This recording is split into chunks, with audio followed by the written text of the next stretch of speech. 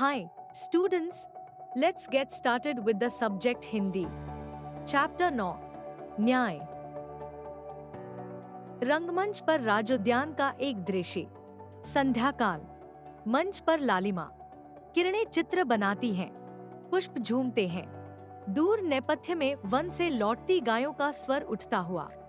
पक्षी विदा का गान गाते हैं। उद्यान में इस समय कपिलवस्तु के राजकुमार सिद्धार्थ प्रसन्न मन एक वेदी पर बैठे हैं। पास ही उनका एक सखा है। दोनों बातें कर रहे हैं। सिद्धार्थ, देखो मित्र, कैसा सुहावना समय है, कैसी शांति है। पक्षी लौट रहे हैं। वे अपने बच्चों से मिलने को व्याकुल हैं और गायें अपने बछड़ों को प्यार करने के लिए उतावली हो रही हैं। गायों के बछड़ेपछियों के रंभाने के स्वर उठते हैं। सखा, हाँ कुमार, सुनो, बछड़े कैसे स्नेह से पुकार रहे हैं। भला कुमार, वे कैसे जानते हैं कि यह समय उनकी माँ के घर लौटने का है। सिद्धार्थ, तुम्हारी बात तो ठीक है, पर मित्र, देखो ना, जब भोजन का समय होता है तो हमें अपने आप भूख लगाती है। सखा, हाँ कुमार, यह बात तो है। सोने के वक्त नींद भी आ जाती है। सिद्धार्थ, ऐसा कैसे हो जाता है मित्र? बड़े अचरज की बात है। सखा, अचरज तो है ही। देखो ना, सूरज रोज सवेरे पूरब से निकलता है और शाम को पश्चिम में छिप जाता है।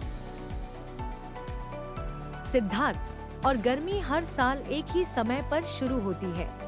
पानी भी हर साल नियत समय पर पड़ता है। ऐसा मालूम होता है कि हर वस्तु का एक स्वभाव होता है। पक्षियों के उड़ने की फड़फड़ाहट। सखा, ऊपर देखते हुए, हाँ, शायद यही बात है। अरे अरे कुमार, ऊपर तो देखो, कैसे सुंदर पक्षी हैं। सिद्धार्थ, ऊपर देखते हुए, अरे मित्र, ये तो राजहंस हैं। सखा, देखो, इकट्ठे उड़ते हुए ये कैसे अच्छे लगते हैं। सिद्धार्थ, सचमुच अच्छे लगते हैं। इनकी गर्दन तो देखो, कैसे आगे को निकली हुई है, जैसे हवा में तैर रहे हैं। सखा, और तुम क्या समझते हो कुमार, ये तैर तो रहे ही हैं। पानी पर चलना तैरना कहलाता है और हवा में चलना उड़ना। सिद्धार्थ, हंसकर, सच मित्र, तुम तो बहुत बातें जानते हो। सखा, हंसकर, पर तुमसे कम। गुरुजी कहते थे कि सिद्धार्थ पिछले जन्म में कोई योगी था। सिद्धार्थ, अचरज से, सच? सखा, सच।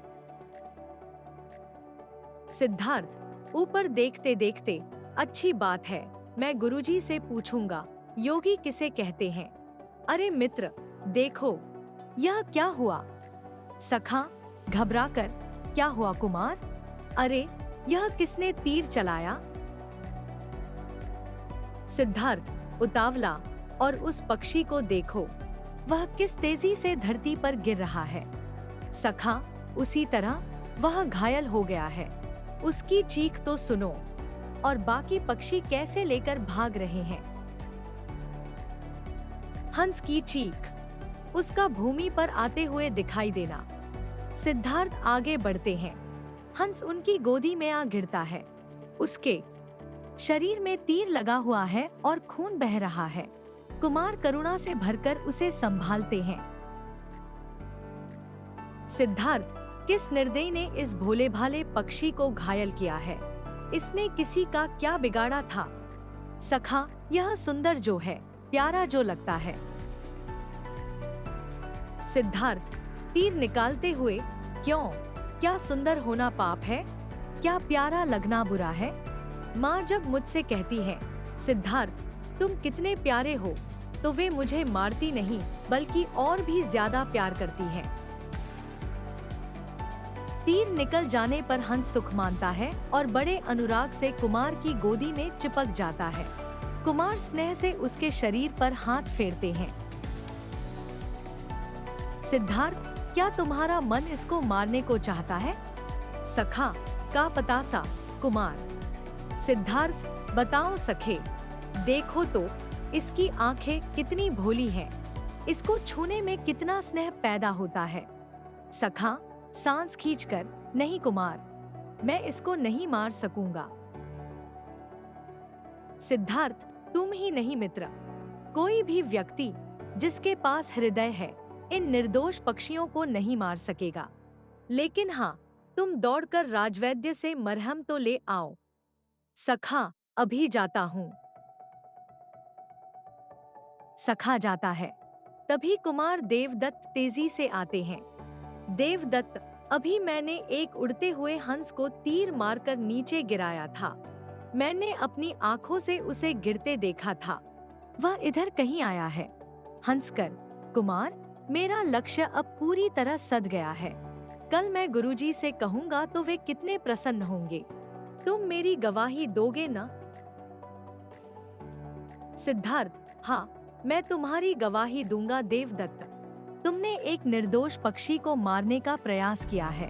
इसका प्रमाण यह हंस है। सिद्धार्थ हंस को आगे बढ़ाते हैं। वह सहसा देवदत्त को देखकर चीखता है और सिद्धार्थ की गोद में दुबक जाता है। देवदत्त, आहा, मेरा हंस तुम्हारे पास है, लाओ, इसे मुझे दो। सिद्धार्थ, क्यों दूं? देवदत्त, क्योंकि यह मेरा है। सिद्धार्थ, इसका प्रमाण? देवदत्त, प्रमाण? अरे प्रमाण क्या? मैंने इसे मारा है।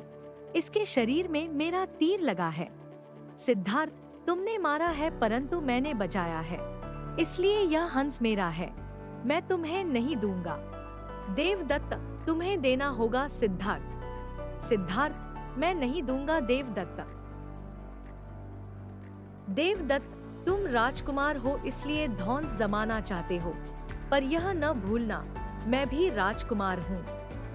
सिद्धार्थ, मुस्कुराकर, मैं कब कहता हूँ तुम राजकुमार नहीं हो, पर उससे क्या होता है, मैं यह हंस तुमको कभी नहीं दूंगा। सखा का प्रवेश। वह अचरज से देवदत्त को देखता है, फिर हंस को मरहम लगाता है।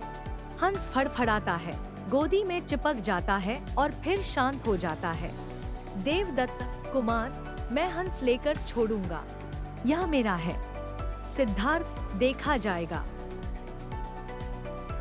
देवदत्त, तिल मिलाकर, कुमार। सिद्धार्थ, शांत स्वर, ठीक है देवदत्त, मैं विवश हूँ। सखा, कुमार, क्षमा करें, मैं कुछ निवेदन करूं? सिद्धार्थ, कहो मित्र। सखा, आपका झगड़ा इस प्रकार नहीं सुलझ सकता। महाराज के पास चलना चाहिए। देवदत्त, क्रोध से, मैं अभी महाराज के पास जाता हूँ। मैं उनसे तुम्हारी शिकायत करूंगा। मैं तब देखूंगा कि तुम मेरा हंस मुझे कैसे नहीं लौटाते। सिद्धार्थ, आओ मित्र, हम भी चलें। महाराज ही इसका निर्णय करेंगे। सखा, चलो कुमार। दोनों जाते हैं। पर्दा गिरता है। दूसरा दृश्य, मंच पर महाराज शुद्धोदन की सभा का दृश्य। मुख्य मंत्री अपने अपने आसन पर बैठे हैं। महाराज का आसन कुछ ऊंचा। मंत्री इस समय कुछ निवेदन कर रहे हैं। इसी समय प्रतिहारी प्रवेश करता है। प्रणाम करके वह खड़ा हो जाता है। महाराज पूछते हैं, महाराज, क्या है प्रतिहारी? प्रतिहारी, महाराज की जय हो। राजकुमार देवदत्त आने की आज्ञा चाहते हैं। महाराज, इस समय आने दो। प्रतिहारी लौटता है। मंत्री फिर कुछ कहने लगते हैं। कुछ ही क्षण में देवदत्त प्रवेश करते हैं। देवदत्त, मैं महाराज को प्रणाम करता हूँ। महाराज, देवदत्त कहो, इस समय कैसे आए? क्या उद्यान में नहीं गए? देवदत्त, महाराज, मैं आपसे न्याय चाहता हूँ। राजकुमार मेरा हंस नहीं देते। महाराज, मुस्कुराकर, राजकुमार सिद्धार्थ? देवदत्त, हाँ महाराज। महाराज, उसने तुम्हारा हंस छीन लिया है। देवदत्त, हाँ महाराज, मैंने उड़ते हुए हंस को अपने तीर से मारा था। वह राजकुमार के पास जा गिरा। वे अब उसे नहीं लौटाते। न्याय से वह मेरा है। महाराज, कुमार अब कहाँ हैं? देवदत्त, उद्यान में महाराज। महाराज, प्रतिहारी, कुमार से कहो कि महाराज उन्हें याद करते हैं।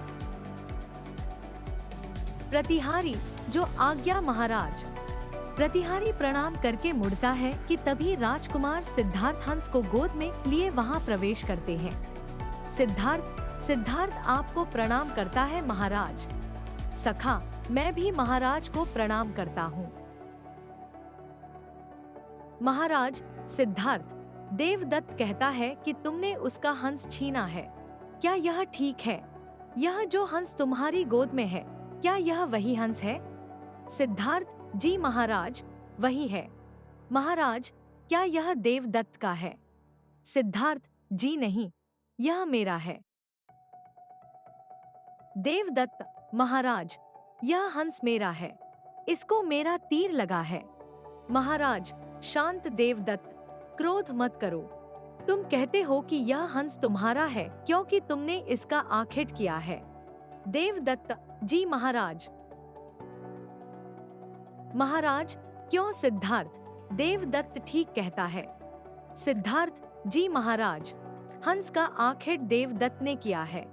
महाराज, तो फिर तुम कैसे कहते हो कि यह हंस तुम्हारा है? सिद्धार्थ, महाराज, देवदत्त ने हंस को मारा है परंतु मैंने उसे बचाया है। बचाने वाला मारने वाले से बड़ा होता है। सभा में हर्ष ध्वनि। महाराज, पर सिद्धार्थ, वीर अपना आखेट नहीं छोड़ सकता। सिद्धार्थ, ठीक है महाराज, वीर अपना आखेट नहीं छोड़ सकता परंतु वीर शरणागत को भी नहीं छोड़ सकता। हंस मेरी शरण में आ चुका है, मैं उसे नहीं लौटाऊंगा। सभा में फिर हर्ष उमड़ता है। राजकुमार शांत मन से हंस को सहलाते रहते हैं। महाराज की आंखों में स्नेहपूरित गर्व है। देवदत्त तिलमिलाता है। देवदत्त, महाराज, मैंने पहले हंस को मारा है इसलिए वह मेरा है।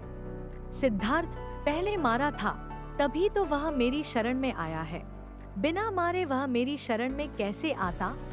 सब लोग स्तंभित होकर एक दूसरे को देखते हैं।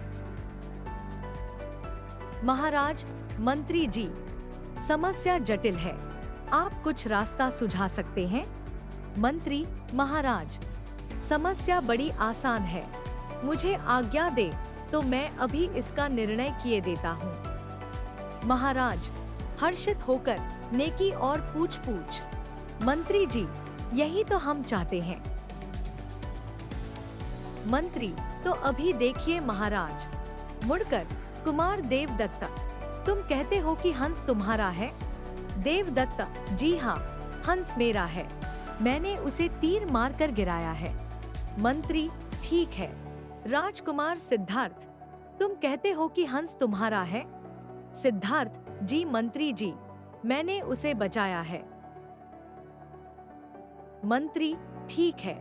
राजकुमार, तुम हंस को यहाँ इस आसन पर बैठा दो। सिद्धार्थ, जी बैठाता हूँ। राजकुमार आगे बढ़कर हंस को आसन पर बैठा देते हैं। हंस फड़फड़ाता है। राजकुमार उसे पुचकारते हैं। सिद्धार्थ, डरो नहीं मित्र, तुम्हें कोई कुछ नहीं कहेगा, मैं यही हूँ।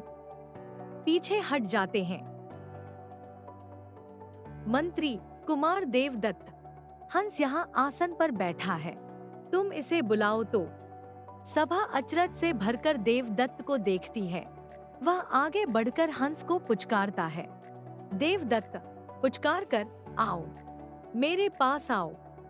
पक्षी डरकर फड़फड़ाता और चीखता है। मंत्री, कुमार देवदत्त, हंस तुम्हारे पास नहीं आना चाहता। राजकुमार सिद्धार्थ, अब तुम्हारी बारी है, तुम बुलाओ। देवदत्त मुंह लटकाए पीछे हटते हैं और सिद्धार्थ आगे बढ़ते हैं। सभा स्तंभित है। सिद्धार्थ, प्यार से, आओ मित्र, मेरी गोद में आ जाओ। सिद्धार्थ के कंठ से स्नेहपूरित शब्द निकलते ही हंस एकदम उड़कर उनकी गोद में आ चिपकता है। महाराज के नेत्र सजल हो जाते हैं। मंत्री गंभीर स्वर में कहते हैं, मंत्री, देखिए महाराज, पक्षी ने अपने आप इस प्रश्न का निर्णय कर दिया है। वह राजकुमार सिद्धार्थ के पास रहना चाहता है। वह उन्हीं को मिले। महाराज, मंत्रिवर, हमें तुम्हारा निर्णय स्वीकार है। हम आज्ञा देते हैं कि हंस राजकुमार सिद्धार्थ के पास रहे। सभा हर्ष और उल्लास से जय जयकार करती है। राजकुमार सिद्धार्थ प्रेम से हंस को छाती से चिपकाते हैं। देवदत्त गर्दन झुका लेता है। महाराज और मंत्री हर्ष से मुस्कुराते हैं। पर्दा धीरे धीरे गिरने लगता है। राजकुमार जाते दिखाई देते हैं। हंस उनकी गोद में ऐसे चिपका है जैसे बच्चा माँ की गोद में चिपक जाता है। पर्दा पूरा गिर जाता है। विष्णु प्रभाकर।